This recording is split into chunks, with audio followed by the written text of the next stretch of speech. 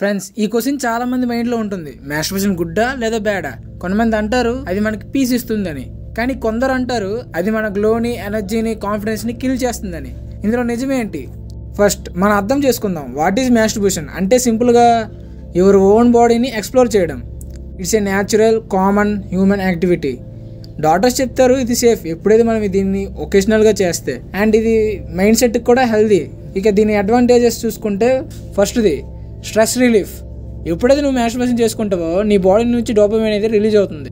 ఆ కెమికల్ అనేది నీకు ఫీల్ గుడ్గా ఉంటుంది, నీ స్ట్రెస్ని రెడ్యూస్ చేస్తుంది, నీ మైండ్ని రిలాక్స్ చేస్తుంది. ఇక రెండోది బెటర్ స్లీప్.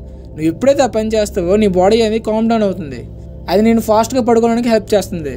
ఇక మూడోది బాడీ అవేర్నెస్. ఏది మంచిగా అనిపిస్తుందో మీరు తెలుసుకుంటారు, అది తరువాత నిజమైన సంబంధంపై విశ్వాసాన్ని మెరుగుపరుస్తుంది. నాలుగోది ఇంప్రూవ్ మూడ్.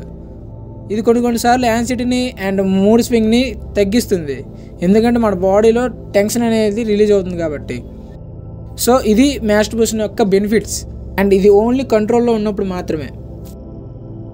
మాట్లాడుకుందాం డార్క్ సైడ్ ఆఫ్ మాస్టర్బేషన్. అందులో మొదటిది dopamine overload.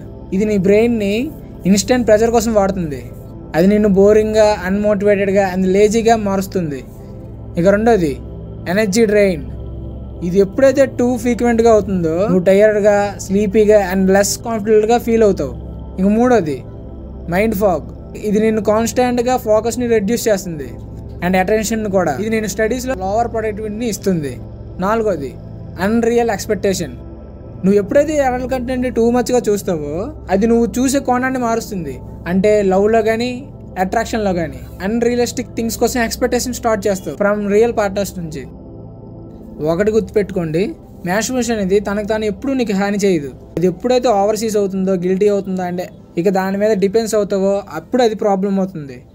Like eating food. నువ్వు ఎప్పుడైతే టూ మచ్గా తింటావో అది అన్హెల్దీ అవుతుంది. సేమ్ కంట్రోల్ అనేది ఇక్కడ కీ లాంటిది.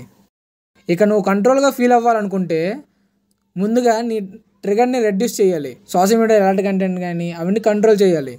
వర్కౌట్ స్టార్ట్ చేయాలి, అది నీ హార్మోన్ని బ్యాలెన్స్ చేస్తుంది. మెడిటేషన్ చేయాలి. ఇక రియల్ పీపుల్తో కొంత టైంని స్పెండ్ చేయాలి.